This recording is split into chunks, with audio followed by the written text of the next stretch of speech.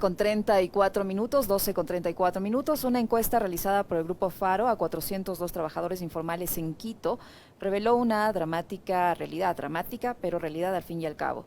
Entre otros aspectos, indica que el ingreso promedio mensual de las personas encuestadas bajó de $250 antes de la pandemia a $145 en la actualidad. Y para conversar de este tema, precisamente nos acompaña Ana Patricia Muñoz, directora ejecutiva del Grupo Faro. Ana Patricia, ¿cómo está? Buenas tardes. Bienvenida a Punto Noticias a través de Pichincha Universal. Les saluda Licenia Espinel.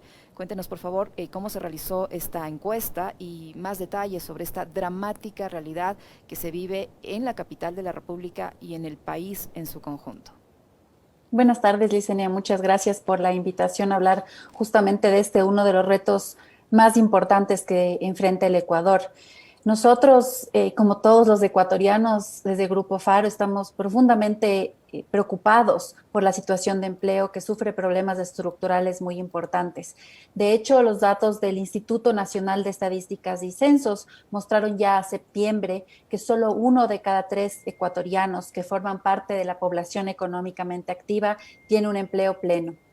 Es decir, que hay una enorme cantidad de ecuatorianos que no tienen ya sea las horas trabajadas que quisieran trabajar, las 40 horas, o no tienen el salario básico. Lastimosamente, a pesar de que este es un problema importantísimo, hay muy poca información sobre las condiciones de los trabajadores informales.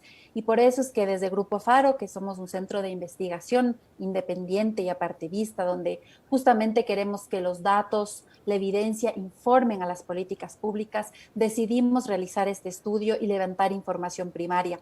El informe que está disponible para todos ustedes contiene también revisión de literatura, información secundaria, análisis de los datos oficiales y también hace este aporte de la recolección de las entrevistas y encuestas que se hicieron a trabajadores informales en Quito. Si bien esto se enfoca en la capital, utilizando un muestreo representativo del sector de comerciantes informales, creo, Licenia, que nos abre luces o una ventana hacia la situación que están viviendo trabajadores así en todo el país.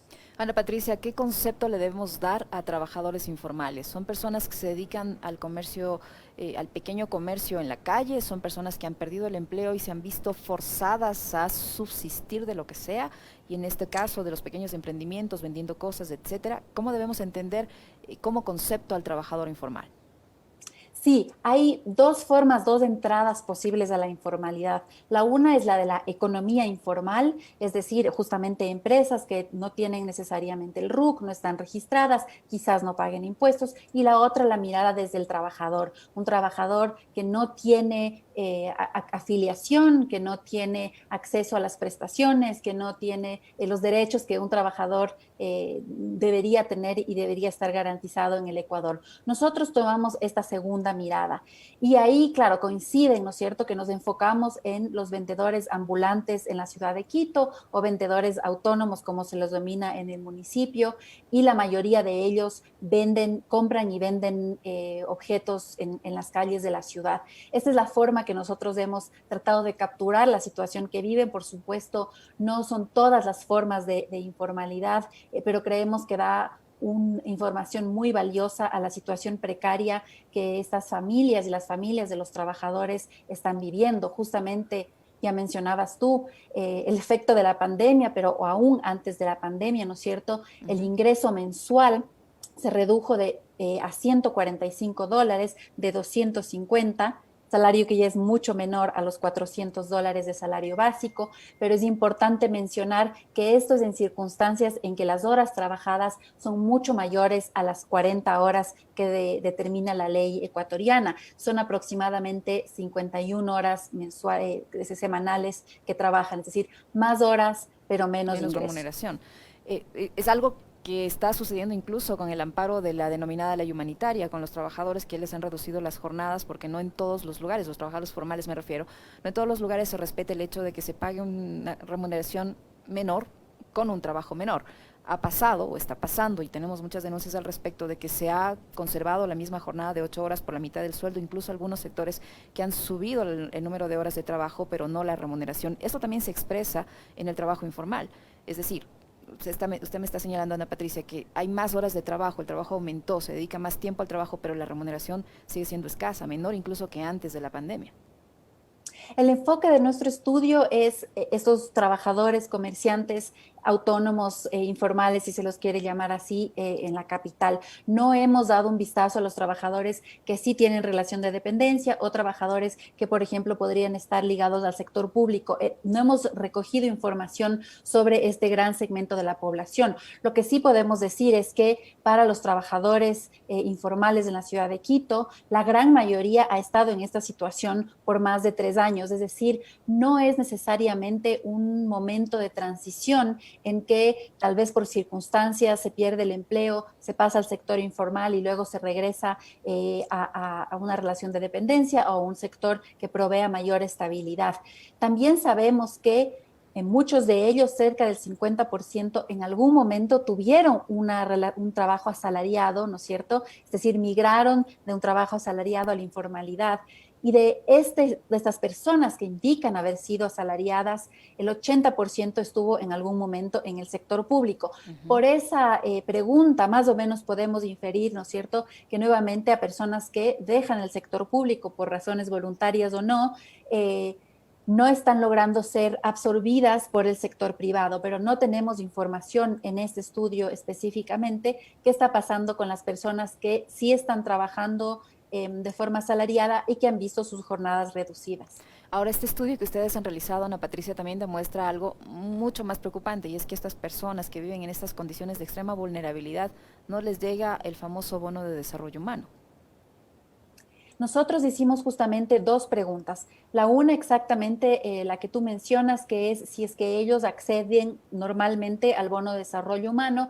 Ahí solamente 1% de quienes respondieron mencionan que sí. Ahora, puede ser que no califiquen por el mismo diseño del programa, pero por eso nosotros también preguntamos si es que han accedido al bono de protección familiar durante la emergencia, considerando que el sector de los trabajadores informales fue y es uno de los más afectados por las razones que conocemos, el confinamiento, la vulnerabilidad, la falta de ingresos que han impedido y les han afectado gravemente. Y a esa pregunta sobre este bono temporal de protección familiar durante la emergencia, solo 5% responde haber recibido. Creemos entonces aquí que hay una oportunidad importantísima de prestar atención a las necesidades de estos trabajadores y de sus familias. Ahora, estas personas a las que ustedes entrevistaron para sacar las conclusiones del estudio, ¿son jefes de hogar? ¿Solo ellos trabajan en sus familias o tienen sus parejas también contribuyen en el tema económico? En su gran mayoría, más de 2/3 partes son jefes de hogar. Y preguntamos también, en el caso de que no fuese su único ingreso, el de que estas personas aportan, ¿cuál es el ingreso promedio de su familia? ¿No es cierto? Porque una cosa, ¿no es cierto? Además, inclusive calculando la canasta básica y los indicadores, se busca el ingreso de la familia. Preguntamos entonces cuál es el ingreso de la familia y este es de $300, es decir, cubre apenas el 42% de la canasta básica familiar. Entonces, estamos viendo condiciones muy preocupantes, no solo del trabajador como individuo, sino también de él y su familia. Por supuesto, esto se va a reflejar en que no pueden cubrir necesidades básicas como la educación, por ejemplo, la vivienda en muchos de los casos, porque si estamos hablando de $145 o de 300 en el grupo familiar, difícilmente van a poder cubrir sus necesidades más elementales. Sí, definitivamente para una economía además como la ecuatoriana, que es relativamente cara, no alcanza a cubrir lo más importante que una familia necesitaría y por eso es fundamental considerar soluciones que permitan tener mejores condiciones, un trabajo digno a estos trabajadores. ¿Qué recomendaciones han hecho ustedes con ocasión de este estudio? Sí, nosotros, además analizando la experiencia en otros países, hay que decirlo, la informalidad no es un problema únicamente del Ecuador. Aproximadamente 60% de las economías en América Latina están en la informalidad, con las consecuencias que eso acarrea y que hemos visto lastimosamente en la pandemia, que también luego tienen consecuencias en términos de salud, de educación, de vivienda, de pobreza, de nutrición. Entonces, para esto es fundamental atacar por los dos lados. Por un lado, son soluciones propuestas más de largo plazo, soluciones que ya tienen que atacar a la estructura productiva del Ecuador, a la productividad de sus trabajadores, a la generación de empleo formal que absorba parte de esta población. Y por otro lado, sin lugar a duda, no hay que desconocer que estas son familias que están saliendo a la calle, muchas veces peligrando sus vidas y su salud para llevar alimento a sus familias, que estas personas existen y merecen tener protección. ¿Qué pasa entonces con estas personas si hay un problema de salud? ¿Qué pasa con estas personas que no tienen necesariamente justamente para acceder a la educación que quisieran? ¿Cómo se puede generar una red de protección social para quienes no han tenido acceso a la seguridad social de manera formal o continua, para que en su vejez puedan tener algo? Es decir, hay cuestiones muy grandes que para quienes tenemos la fortuna de tener estos beneficios que son garantizados en el Ecuador, tal vez ni siquiera pensamos que la mayoría de ecuatorianos no las tienen. Entonces, creo que es fundamental trabajar en paralelo, y mientras dure esta gran crisis que está viviendo el mundo y el Ecuador, es fundamental tener también ayudas emergentes, tal como las transferencias monetarias condicionadas y no condicionadas, como el bono de desarrollo humano o el bono de protección familiar emergente. Habría que darle una mirada, que de hecho entiendo yo el gobierno está haciéndolo así, está actualizando el registro social, los organismos multilaterales han puesto esto como una de sus prioridades, así que esperaría yo esto ojalá mejore en los siguientes meses. Muchísimas gracias, Ana Patricia, por la información que nos ha proporcionado esta tarde. Ana Patricia Muñoz, directora ejecutiva del Grupo FARO. Ustedes han escuchado un tema dramático que se vive en nuestro país. La realidad, esta es la realidad, esto es con lo que estamos viviendo muchas personas que no tienen casi para subsistir en nuestra ciudad, con $145 al mes. Y hay seguramente, Ana Patricia, muchas otras personas que no llegan siquiera a esos 145.